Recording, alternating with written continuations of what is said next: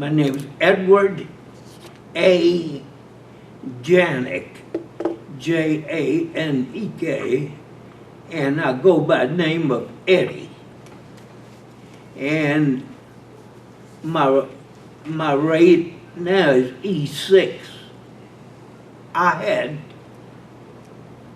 right at 9 months left of reserves, and when I got called back, I went to Houston and I told the people there, I said, I only have 9 months left.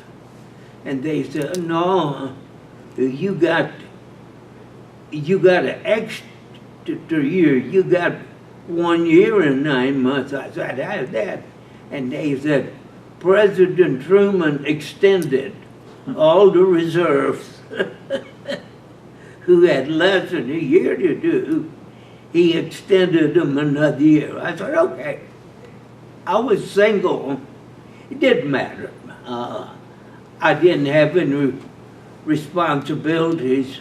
I had a job with Southwest Bell Telephone, and my job was secure. When I got out of service, they had to take me back into Korea. So I got called latter part of October, and I went straight to San Diego. I spent 24 hours in San Diego, went to San Francisco by train. I was there for 2 days and I caught a troop ship, real nice troop ship. And I went to Yokosuka and I stayed at Camp McGill, which is about 15 miles outside of Yokosuka. It was an Army camp. I stayed there for a few days, and they sent me to Kobe, Japan.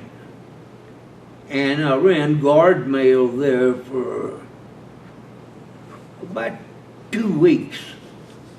Then they brought me back to Yokosuka, and I went on board the Okanagan. And that was in December of 1950. And I stayed on her until I got discharged. I got discharged in April of 52.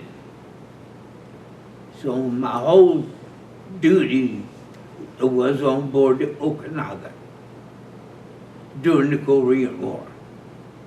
I was in charge of the ship service department. It was a laundry, tailor shop, the ship store, the cobbler shop, barber shop. So I was not an officer. I was an enlisted, but I was the highest ranked ship serviceman. So I was in charge of all those slots, and it was interesting time. We spent quite a bit of our time in Japan. Anytime we wasn't in the Korean waters dropping off troops and stuff, we'd have to go to Yokosuka usually, and they had a big dry dock there, and we'd go in there and get things done to the Okanagan that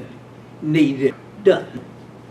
While there, of course, when we were there, all the houses were bamboo, and they had these little pots that they had charcoal in us, and that kept the place warm. When we came back 50 years later,